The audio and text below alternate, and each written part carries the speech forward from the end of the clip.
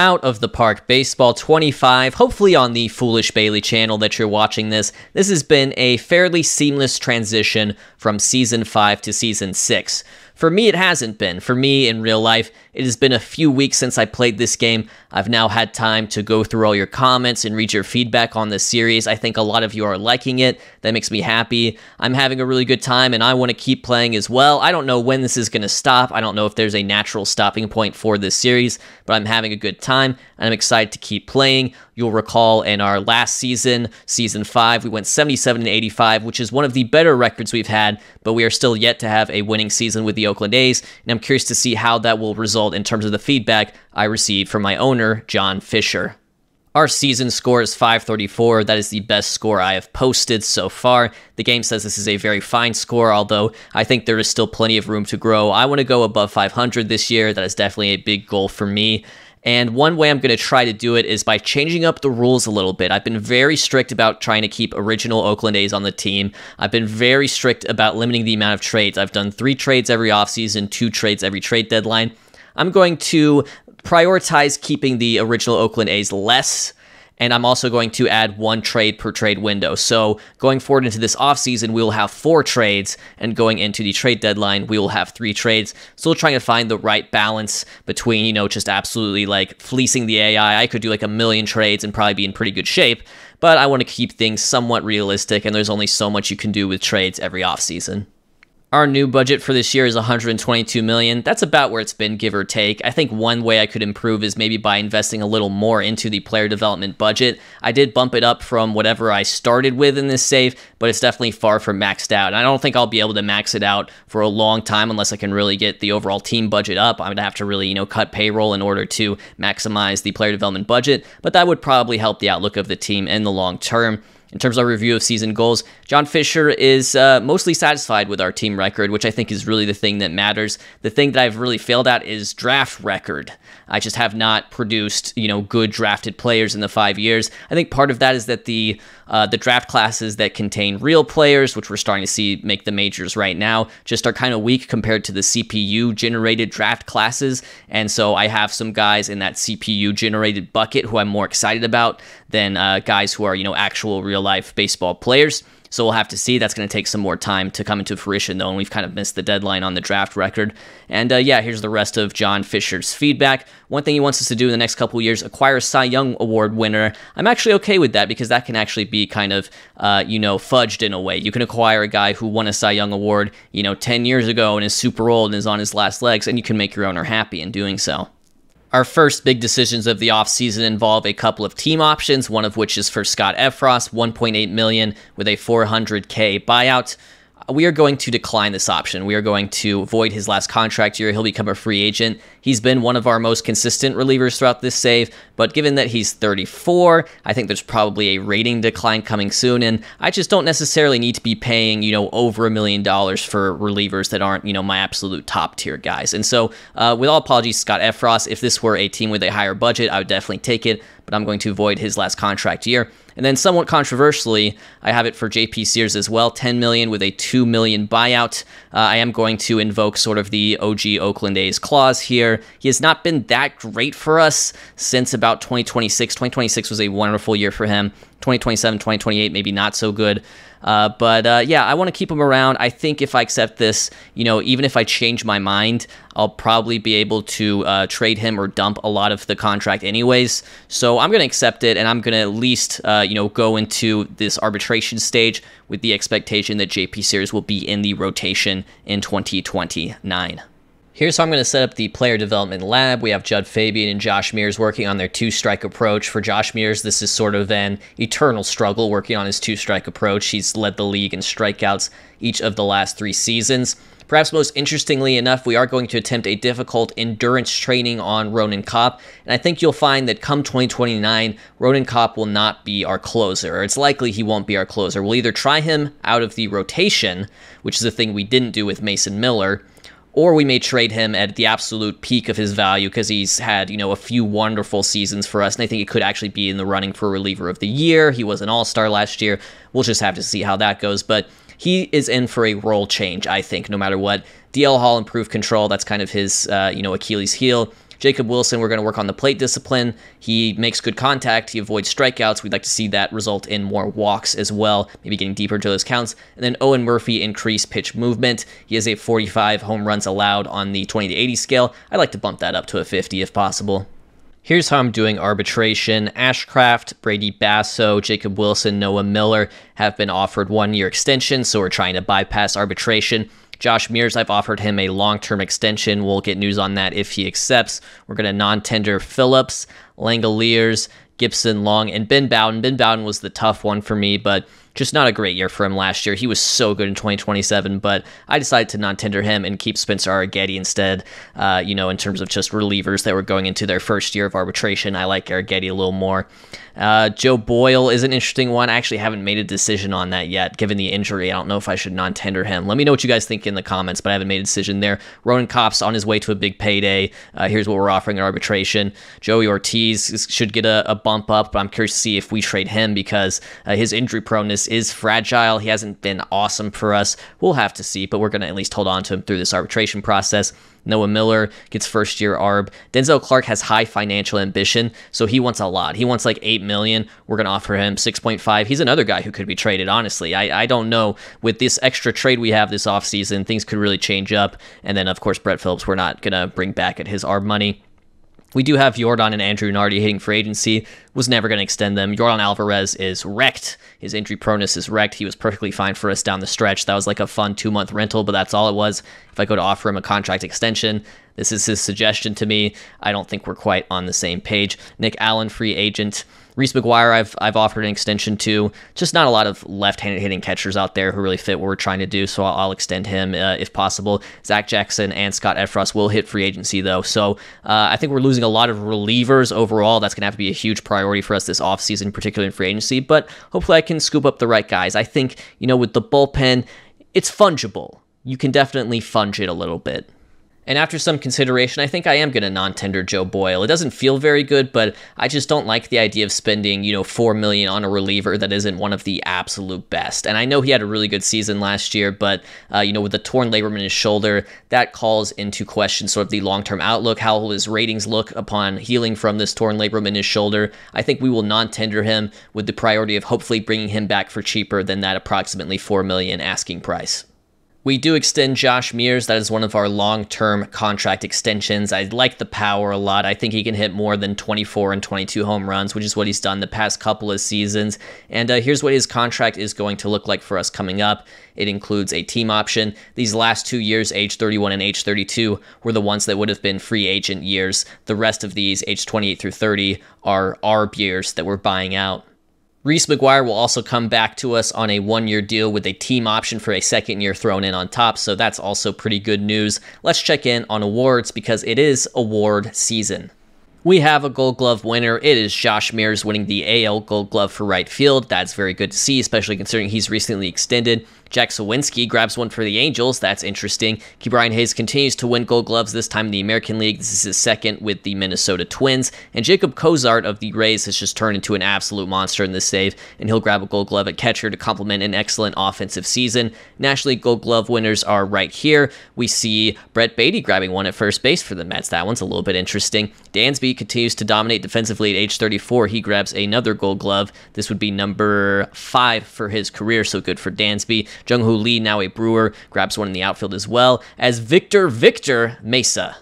Before awards, one piece of news I've noticed, Xander Bogaerts forced to call it quits early. He is 36. He had a ruptured MCL, and so he is going to retire. Here are his final stats for his career. A very good career for Xander Bogaerts. I would say probably more Hall of Very Good than Hall of Fame.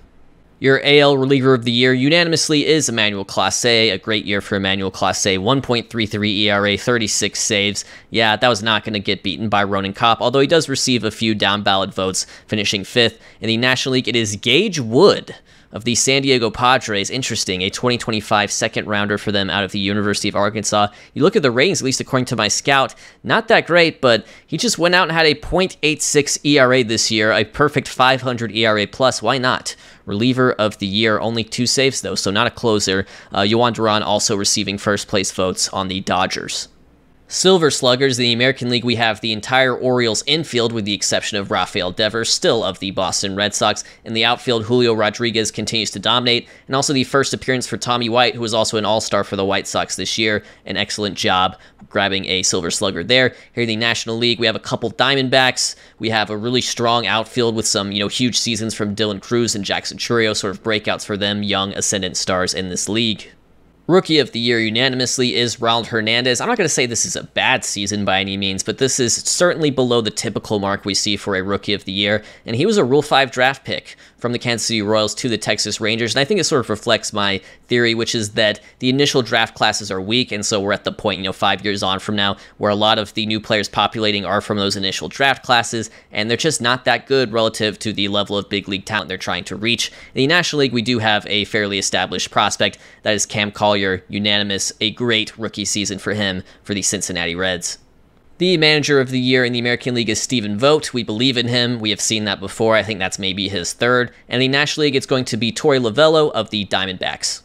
Your American League Cy Young Award winner is Shane McClanahan, a common success for him, although his first American League Cy Young Award we've seen. A great season for him, 217 innings pitched, 232 strikeouts, led the league in FWAR, led the league in ERA, well-deserved by Shane.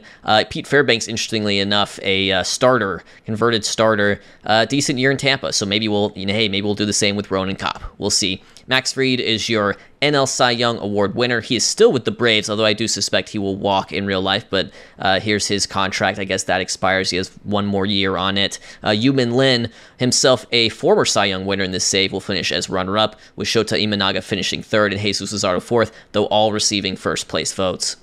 And finally, your AL MVP is Julio Rodriguez. Again, for the fourth consecutive year, Julio Rodriguez is your AL MVP. He once again leads the league in WAR with 8.6. In the National League, it is Jackson Chourio, who has a breakout season. I mean, he had a wonderful 2027, don't get me wrong, but he definitely builds on that, has an OPS over 1,000, 42 home runs on the year for him, playing some great defense in center as well. A well-deserved MVP for Jackson Chourio of the Milwaukee Brewers. Arbitration decisions, we go 2 for 4. They rule in favor of the player in terms of Ronan Kopp, in favor of the team with Spencer Arrighetti, in favor of the player with Joey Ortiz, and in favor of the team with Denzel Clark. Not a lot at stake in any of these hearings, just a few $100K, but that's how it ended up shaking out. November 29th, free agency has begun. The most interesting CPU-generated international free agent is Frank Trejo, a pitcher out of Cuba. Has some really, really nice ratings, also has high work ethic. I'll probably have to ask my scout for a more detailed scouting report, but the fact that he's only demanding $7.8 million, this may be a guy we just absolutely have to get. We'll just have to see, though.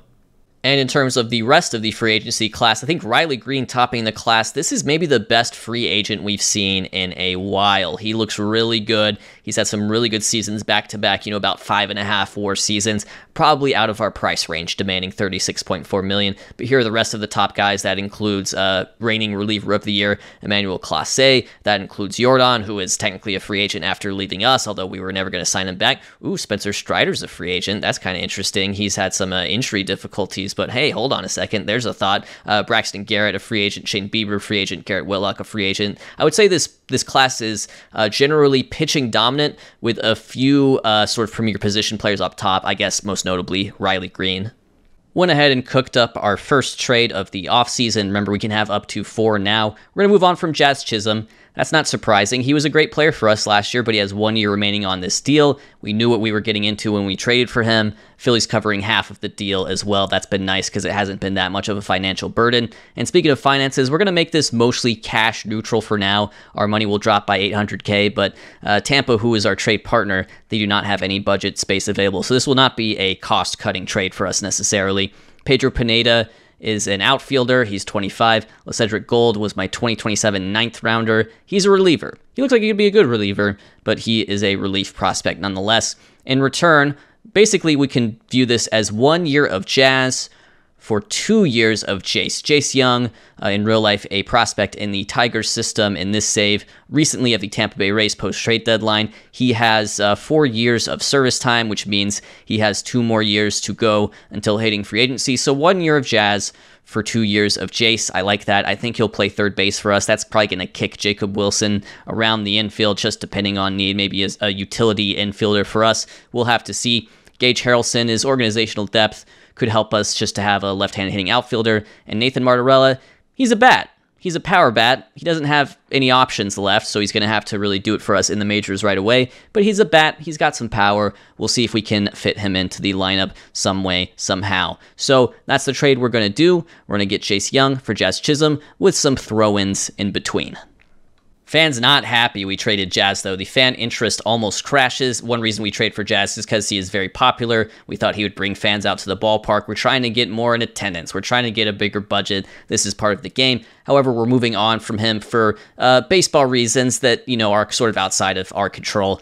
He's due some money. He's due free agency. He'll probably get paid if he has a good year this year, but it's not going to be with us. But I'm happy to get Chase Young. Moving on to December 3rd here, I've noticed Frank Trejo, the Cuban pitcher I brought up last time, his demand is so low, it's $1.8 million. He's actually willing to settle for a minor league deal with an invitation to spring training that could turn into a major league deal. I'm more than willing to sign him to that, so I'll probably just go ahead and offer him that. We were awaiting a scouting report to see if these ratings are representative of his skill, but these ratings look quite nice to me. I will happily sign Frank Trejo if that is his demand. Got another trade cooked up here. It's a doozy. It's the classic 6-for-1. We are trading for a CPU-generated fictional Japanese pitcher by the name of Somei Shimizu, nicknamed Tricky. I like that nickname. Here are his ratings. I think his ratings look good, and yet there is a disconnect between his ratings and his performance, particularly last year when his ERA was over 5. He's a ground ball pitcher. I do like that. He was better in 2027 when he had a 3 F4 season. We haven't really been able to trade for a front-line starting pitcher at all throughout this save. I guess DL Hall is the closest thing we've had to that. But I think Shimizu is hopefully going to throw us, a nice righty on top of the rotation to complement Hall, to complement Sears, because our bullpen was good last year. Our rotation was kind of eh. So that's who we're going to be acquiring. He has 3 years left on his deal at about $10 million each. The major leaguers we're losing, Jacob Wilson is notable. He's been with us throughout this save, but with the recent trade for Chase Young, don't really see a point to keep him around. Braden Holcomb, a guy we drafted in the 4th round, big power, but big strikeouts. Daniel Cuvée is a very similar player, and we'll just hold on to him. He's sort of redundant in that sense. Parker Detmers, who we traded for at the trade deadline last year, kind of redundant. I think a good player, but kind of redundant. Brady Neal is actually the one I'm actually saddest to see go. 2025 5th rounder, good catcher, will probably be part of a good catching platoon at some point in his career at the big league level, but not for us. We've kind of made our choice with Reese McGuire. Luis Caceres was a signing we had. How much did we sign him for? $530 back in 2027. He looks all right. He looks fine. And then there's one more player, that's Juan Vargas. I think Neal is the one I'm actually saddest to see go here, though, in this trade. But we will get Shimizu, and we're starting to rearrange things and starting to form an interesting team heading into 2029. So we'll complete this trade. Hall of Fame ballot is upon us. This class is headlined by Miguel Cabrera and Zach Greinke, who are 2 first-timers. But of course, for me, the highlight is always voting for Sean Doolittle. We're here at the winter meeting, still waiting back to hear from some of those free agents we've been in negotiations with. One of those is Spencer Torkelson, who I think would be a really interesting bat to add to the lineup for us potentially. And also intriguing is the fact that this game has given him some pretty solid ratings in terms of corner outfield, which I don't necessarily feel like is reflective of real life. But I'll take it. Who knows? Maybe Spencer Torkelson in left field is something we'll see this season. We'll just have to wait and see. We offered him a 2-year deal, one of which has a team option at the end. And then Frank Trejo, also waiting back to hear from him, but he also has interest. I do want to get him, and I should have probably just offered him like a major league deal to make sure I get him. But we'll just have to see how that goes. As far as the lottery results, we did not get into the lottery this year, and I don't think we've really gotten to the lottery except for maybe one time, which is kind of a bummer. Royals will pick first. They had the second worst record, and the Angels at 80 and 82 will pick second, so a nice result for them. We are here at the Rule 5 draft. Didn't really have anyone interesting to protect, to be honest with you. I don't think any of these guys are necessarily a huge threat to be picked, to be snatched from our organization, nor are they a priority for me. So no one really to protect. I don't know if that's a good thing or a bad thing, but we'll pick 12th with the priority being bullpen if we do indeed make a selection this year. Here's your draft so far going into our pick. We got a couple of relievers off the board first, and then the Tigers picked Homer Bush Jr. These relievers not that interesting to me. Homer Bush Jr., yeah, I see it. That could be a nice pickup for the Tigers. Let's see if there's anyone we can pick up. Wasn't planning to look at the hitters, but I guess I'll look at Billy Amick right here. I liked him coming out of the draft. He was a 2024 fourth rounder for the Texas Rangers and played well at AAA last year. You can definitely see he hit well, 20 homers in 52 games. Strikeout guy, potentially, but I kind of view him as Spencer Torkelson insurance. Like if we don't get Torkelson in free agency, then maybe Amick can serve a similar role for us. We'll just have to see. I just think he's an option. I don't think he's a guarantee or even a good chance to make the opening day roster, but he's an option to have in spring training, so we'll start with him. And then I'm also interested in this guy, Jaime Melendez. He's been used as a starter generally in the minor leagues. At least last year, he made 22 starts between AA and AAA in Houston's system. But I like the idea of potentially converting him to a reliever and really bumping up that 65 stuff, potentially to a 70 or 75 as a reliever. So we'll give him a crack as well, Jaime Melendez. We do land Torkelson after all, which is nice. This is a 5-year, $13 million deal, but you can also think of it as a 1-year, $5 million deal with that team option thrown on top. And Frank Trejo has joined our team as well. Although it's technically a minor league deal, I definitely think of him as a major league player for us. With our money more settled, I am going to trade to take on a little more salary. I'll be trading away Joe Stanley, our 2027 third rounder, a promising pitching prospect, I should say. The ratings don't look amazing here, but the fact that he's 20, he has high work ethic, high intelligence, the fact that he did have a good season last year in A-ball, he is promising. And so I don't love to see him go, but we definitely have a need for a high leverage bullpen arm, and I think Jose Soriano can be that for us. Originally from the Angels, traded to the Cardinals in 2025, also a 2025 All-Star. I'm excited about him. I think he can have a really good ERA for us this year. He has the stuff. I like the fact that he's an extreme ground ball pitcher. I think what he does will play nicely in high leverage spots for us, so we are going to make this trade to boost the bullpen. And my final trade of the offseason will be multifaceted. This is designed to free us up some cash, and will free up about $3 million of cash, give us some breathing room. It is designed to give us some position player depth, and we will receive that in the form of Connor Wong, depth catching, and Kevin Bazel, depth infield. But it's also somewhat exciting because although we are losing Braxton Ashcraft, which is sad, here's the career of Braxton Ashcraft. He has given us some innings. He's certainly munched on some innings for us in his Oakland A's career. I think his time has come to a close as part of our organization. One of the first trades we made, this trade with Pittsburgh, which involved Jared Triolo. I want to make sure I get that right. Yeah, there's the trade for you right there. Braxton Ashcraft, you have done your job. We appreciate it. Also losing these two, just a couple relievers, couple minor league reliever depth pieces, neither particularly exciting, although Josh Hurley, my 2027 sixth rounder, the more exciting of the two. And the big one is Alvaro Pacheco, who is an international signing for us in 2027. We have international signings coming up soon for the 2029 year. We're approaching that deadline. But yeah, here's Alvaro Pacheco. We signed him for $3.2 million. Big power. Big power, but that 35 avoid Ks, that is a project. That is a project and a half. So the Dodgers in return will give us their two best international prospects that they signed in 2028. This one is Alfredo Pabon. Big, I would say stuffy pitcher, could be reliever risk, but a starter for now. And Jesus Coronado, a pretty legit outfielder. So happy to get these two guys in the trade as well. Nick Corral says no way in a million years they accept this offer, but however, their priority is win now. So yes, they will accept this offer, and yes, we'll make this trade. We'll free up some cash. We'll get some interesting new prospects, and we will get some depth as well at the major league level.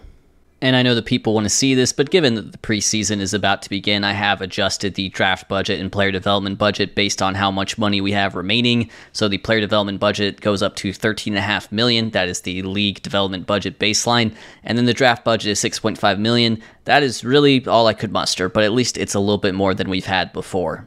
January 15th, it is time for the International Amateur Free Agent window to open. And admittedly, I'm a little rusty on this. I haven't played in a few weeks, so I didn't get to scout everyone. I didn't get to run as many scouting practices as I could have throughout the offseason. But so I think the way I might handle this is just try to get one guy who's really good. And I think that guy is going to be Juan Bustillos, a right fielder, great contact, great power potential. And we like these personality traits in terms of the high work ethic and high intelligence, so he's definitely going to be priority number one.